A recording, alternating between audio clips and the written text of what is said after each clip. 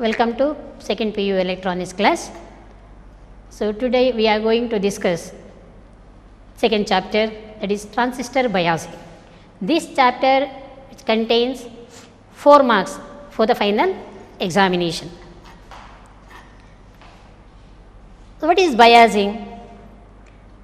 Biasing means we are applying DC supply to the transistor. Why we have to supply? It is very important. So, if you consider the human being, we should get energy.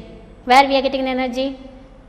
We have to take food. Similar way, we have to supply energy to the transistor. The biasing is very necessary. This is the simple way I told. The application of suitable DC voltage across the transistor terminal is called biasing.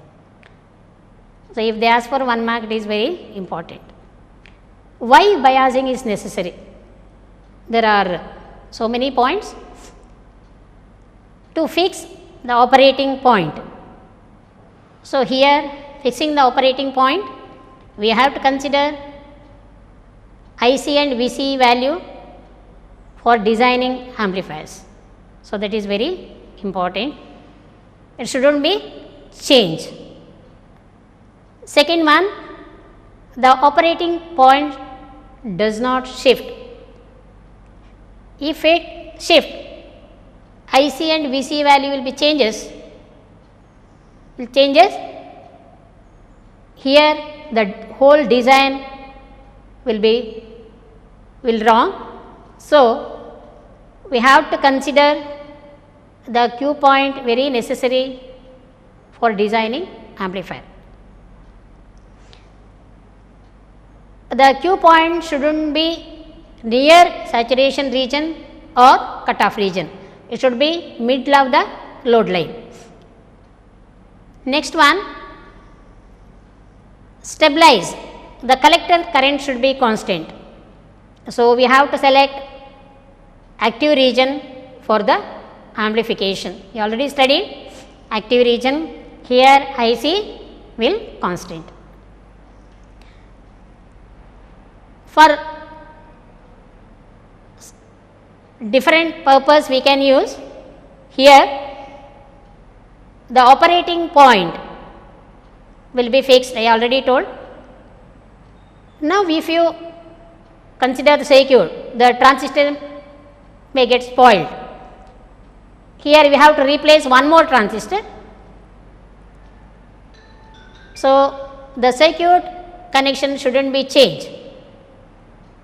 So, the same type of another transistor we can use using this biasing. So, biasing is very necessary for designing amplifiers. Next topic, that is the DC load line. DC load line, it is purely consider only DC sources. Here it is a straight line drawn on the output characteristics representing the different values of output DC voltages and output DC currents under no signal condition. Here no signal condition means AC should not be there, only DC values you have to consider. Now, we can see the graph here. This is the output characteristics of C characteristics. Here this is the IC, this is the VC, you already know. This is the saturation region. Here IC increases linearly with the VCE. So, here we can consider that is a straight line, and one particular point we are getting IC will be maximum. So, that is in the active region. So, here one point, that is a maximum current flowing through the circuit, that is the saturation point, and another point here, this is the cutoff point. Now, IP is equal to 0 means input current is equal to 0, the base current is 0. So, you can take below this, that is the cutoff region. Here IB1, IB2 are the different values for different curves. It is increasing. IBO is 0. Then you can take the different values, 5 microns, 10 microns, like that. So, this you can say the DC load line. It is a line drawn between 2 points, that is the saturation point and cutoff point. So, this is this they can ask for one more question. Now, how we can draw the DC load line? So, you know C characteristics circuit diagram, you already studied in first year, same diagram, similar diagram we are using here also. Here, this is the transistor, you know, emitter, base, collector, and this is the VCC supply given to collector and VBB supply given to base. So, RB, RC are the resistors for base and collector. IB is the base current, IC is the collector current, VC the voltage across collector and emitter, VB the voltage across base and emitter. So, this is the circuit diagram. Here you know Kirchhoff's voltage law, you already studied in first year. What is Kirchhoff's voltage law? The algebraic sum of the EMF in a closed loop is equal to sum of the product of current and resistance in various parts of that loop.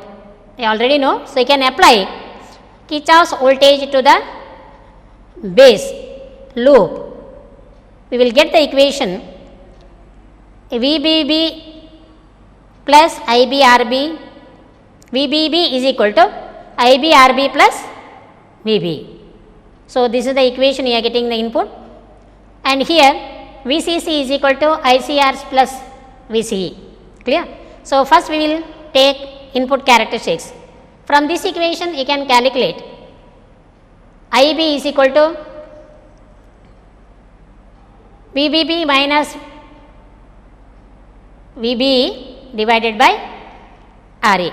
So, you can see here applying Kirchhoff's voltage law, VBB is equal to IBRB plus VBE. So, IB is equal to VBB minus VBE. So, here RB is missing. So, you can consider it is IBRB plus VBE. IB is equal to VBB minus VBE by RB. Similarly, apply Kirchhoff's voltage law to the collector circuit, we get VCC is equal to VCE plus ICRC, or VCE is equal to VCC minus ICRC. Therefore, IC is equal to VCC minus VCE by RC. So, here we can consider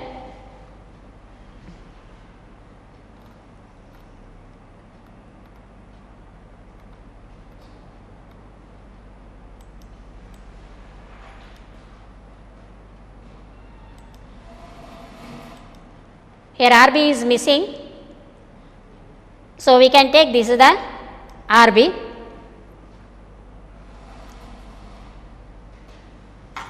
So, you can take it here.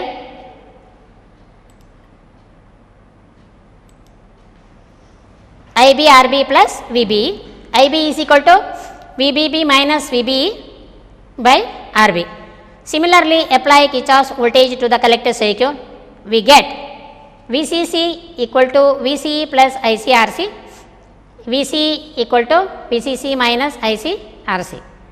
Then from the equation we can get IC is equal to VCC minus VCE by RC.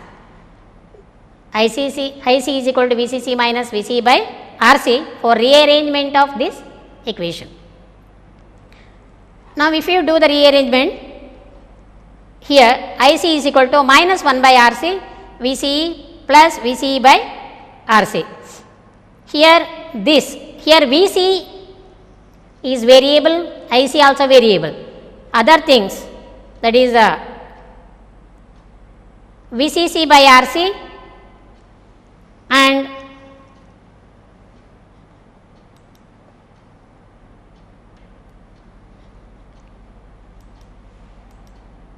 VCC by RC.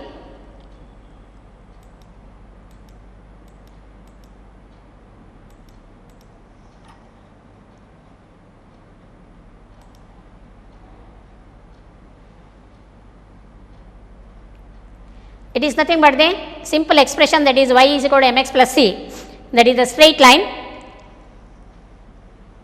Here we can consider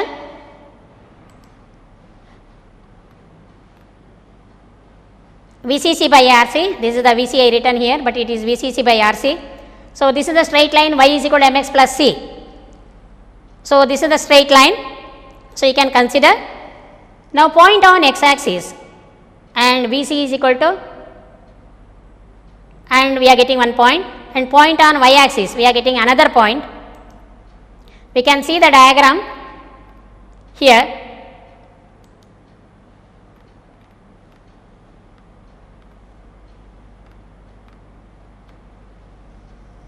Here we are getting the diagram. IC saturation is equal to VCC by RC and VC cutoff is equal to VCC. So, here, so IC is equal to 1 by RC into VC. This is the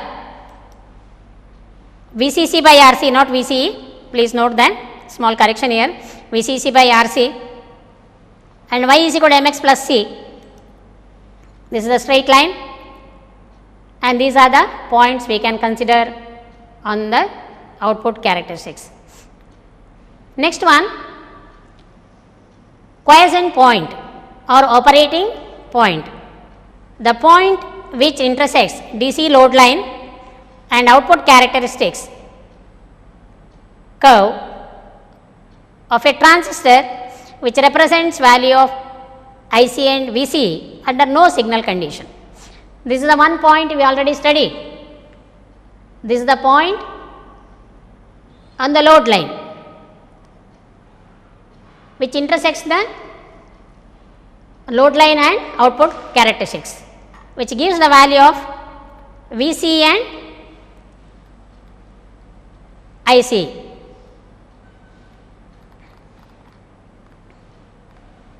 So, here we can see this is the Q point and this is the IC and this is the VC. So, this is the Q point we can take, represents the value VCQ and ICQ, and here ICQ and this is the VCQ. So, Q point is nothing but the point on the load line which intersect output characteristic curve and represents the values of IC and VC under no signal condition. So, we can define, it is very important for 1 month. And how we can select this Q point, that is very important. If you select, it is near the saturation, it will act as a closed switch. If you select near the cutoff region, it will act as a open switch, and if in the middle of the load line, it will be considered as considered for a amplification. Clear? Here we can consider different types of biasing according to your syllabus: fixed bias, collector to base feedback bias, emitter feedback bias. So, last one, that is the voltage divider bias. It is very important. We are discussing detail in voltage divider bias. Expression for the end points of DC load line and for the Q point and approximate analysis. So, this is the universal bias. Why it is called universal bias? Because here we are considering most of the circuits this universal bias. In C amplifier, CB amplifier, most of the circuits we are considering voltage divider bias in your syllabus. So, we are calling this is some of the universal bias. So, this is the voltage divider bias. Here R1 and R2, voltage divider the word itself says the voltage will be divides R1 and R2, and here it is RC and RE. R1 and R2, RC and RE. So we have to design. So we have to calculate the values of R1 and R2, RC and RE, then only for the particular supply. So voltage divides, how we can say it is voltage divides? Now we take this loop VCC R1 and R2. So this is connected in series. You know in first year voltage divider theorem. What is the voltage divider theorem? The voltage across given circuit is the main voltage times the ratio of given resistance to the effective resistance. So here we consider only two resistors R1 and R2. So the voltage across R2 is nothing but V2. VT2 is equal to VCC R2 divided by R1 plus R2. So we can consider here. So if you apply again Kirchhoff's voltage law to the base, so this loop we are considering V2 is equal to VBE plus IE RE.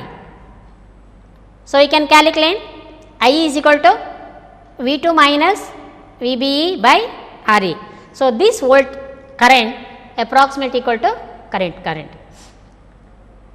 If you consider IB is very small current, it is in the range of microamps. So we can take IE approximately equal to IC, or IC is equal to ICQ. This value is very important for Q point. The Q point which represent two values I told no, that is ICQ here. It is V2 minus VBE by RE. Similarly, by applying Kirchhoff's law to the output characteristics here, output loop, that is VCC, RC and RE. So this loop here VCC is equal to ICRC plus VCE plus IE RE. So ICRC plus VCE plus IE RE. So here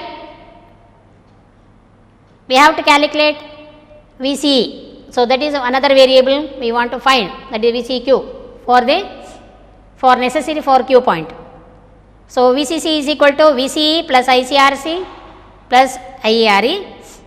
Now if you do the rearrangement, we are getting the final expression VCQ, because we are representing the value for Q, VCC minus ICQ. Instead of IC we are writing ICQ into RC plus RE. So here I approximate equal to IC. So we can take outside. So we can take it as IC. So here we can write ICQ. VCQ and ICQ defines the operating point of Q point. So this voltage divider bias, we are calculating R1, R2, RC and RE for the amplification. These values are calculated using VCC, ICQ and VCQ. Where we are getting these values? These values from the data sheet. That is the manufacturer is giving these values ICQ and VCQ. From the characteristics we can find, we can take, and VCC we can keep any values. We can keep 10 volt or 12 volt, any volt you can keep, you can design any amplifier. So we are calculating saturation point. Here VCQ is equal to 0 from this equation. VC is equal to 0, we are getting the value VCQ is equal to 0, we are getting IC is equal to, the graph you can see, VC is equal to 0, we are getting IC saturation is equal to VCC divided by RC plus RE. Or if you take IC is equal to 0, that expression we are getting VC cutoff is equal to VCC. So, you can draw the load line for this. The output characteristics we have to consider either IC is equal to 0, then you are getting VC cutoff, or VC is equal to 0, you are getting IC saturation, VC divided by RC plus RE. Now, how it will be stabilized? Here, the stability will be more when compared to the other biasing. Here, voltage divider bias, most of the purpose we are using. Why? Here, for example, in some cases IB increases, the temperature increases. Temperature increases, automatically collector current increases, this collector current increases. Collector current approximately equal to emitter current.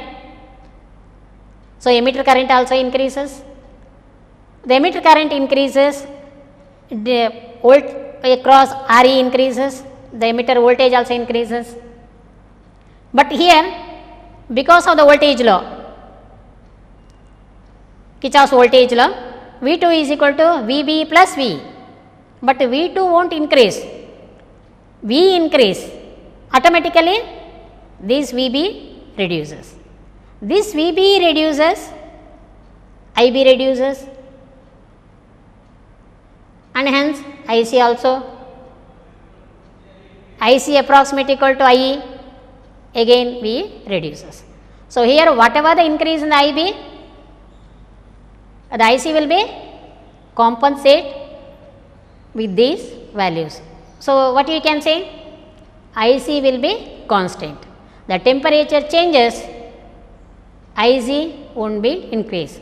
So, what is the expression IC? IC is equal to beta into IB. So, IB increases, IC increases. So, here the collector current won't depends on the beta value. So, it is the constant.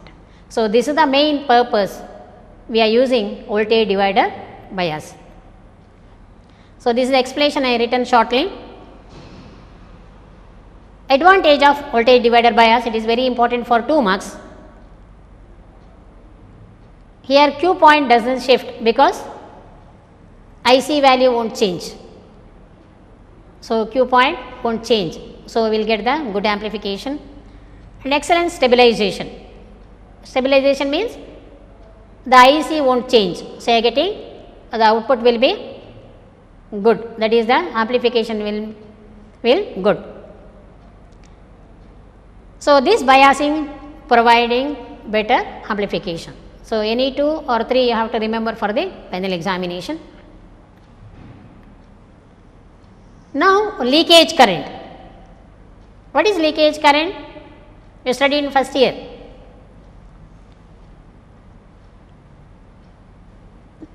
Leakage current is nothing but the reverse saturation current due to minority charge carriers under reverse bias condition. Reverse saturation current or leakage current, this is due to minority charge carriers under reverse bias condition. So, there are 2 types we can discuss here. One is ICBO, another one is the ICEO. The notation represents ICBO means the leakage current from collector to base with open emitter, that is ICBO. That notation they given. This is the diagram. So, here we can consider leakage current here collector to base. Here this emitter is open. So, no current flowing through emitter. Here only the collector is considered reverse bias. So, the current flowing from, that is a reverse saturation current flowing from collector to base. So, leakage current depends on temperature and reverse voltage. If you increase reverse voltage, the leakage current also increases. Next one, the leakage current from collector to emitter, it is ICEO. So, here the diagram, this is the VCC, now again it is reverse biased. Now collector to emitter with open base. So, ICEO, what the notation is that? That is open, that you can remember like that. So, here VCC, the collector to emitter with open base. So, this also depends on temperature and reverse bias of collector. Next one, thermal runaway. Thermal means that is depends on temperature. Runaway, it is out of order. When it will be out of order or when it will burn? If you give more current. Here we can consider because of the temperature or the current flowing through the conductor, the temperature increases, you know. Whatever the conductor, if you take, the current passes through that, you can feel little heat in that. Here, now collector current considered here. Here the temperature increases, the leakage current also increases. So, here I have an expression I gave, ICEO, the IBO increases, I given one diagram here, the temperature increases, ICBO, that is the leakage current increases. This ICBO depends on, ICEO depends on IBO. IBO increases, from this equation ICEO also increases. The ICO increases, again IC increases because of this expression. IC is equal to 1 plus beta beta IB plus ICEO. ICBO is equal to 1 plus beta into ICBO. Now, IC is equal to beta IB plus ICEO. So, I am giving the diagram here, you can understand clearly. This diagram is not there in textbook. ICEO increases, IC increases. IC is nothing but the, here both majority as well as the minority charge carriers of the device. So, here again IC increases, again temperature increases. So, this process goes on. Ultimately, very large temperature created here, then the transistor may burn. So, this situation is called as the thermal runaway. So, you have to be very careful when you are giving the voltage to the transistor terminals. Self-destruction of a transistor due to increase in temperature and hence leakage current is called thermal runaway. They can ask for the 1 mark. Self-destruction of transistor due to increase in temperature and hence leakage current is called thermal runaway. Next one, stability factor. Stability factor is defined as the ratio of small change in the collector current to the small change in leakage current when beta and BB is constant. So, here stability factor, the expression is like this, they will not ask for the much explanation for the final examination, 1 mark or the expression they can ask. If stability factor will be more, the instability will be created. So, for good amplification, stability factor should be less, clear, or ideally it will be considered as 0. Next one, heat sink. Heat sink means what? Heat will be put into somewhere else. Sink we are using, water sink like that. So, here heat sink means heat will be reduced for using what? It is a device to protect transistor. This device absorbs unnecessary heat produced by the transistor and given to the surroundings, clear, to protect device. So, you can define Heat sink is device which absorbs unnecessary heat generated in the transistor and radiate to the surroundings and safeguards it. Clear? They can ask for 1 mark, heat sink. So, this heat sink improving the power handling capacity. And why we have to use the heat sink? For the lower power applications, no need of considering that is heat sink, but high power, we have to take care of the device, we have to consider heat sink.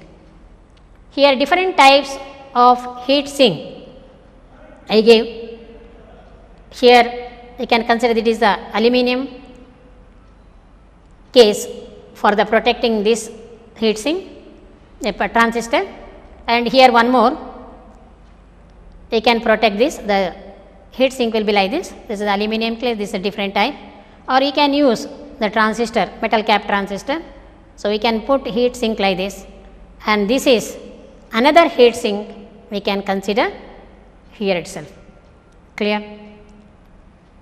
So, here the stability factor, thermal runaway, heat sink, they can ask for only for 1 mark questions, or thermal runaway, the explanation sometimes they may ask, that is for the 2 marks. So, this is about this chapter, maximum 4 marks will come for the examination. So, this is a small chapter here, that is the load line. One equation is there here, IC is equal to 1 by RC plus VCE plus VCC by RC. Please note down that is the VCC by RC. This is about this chapter. Thank you.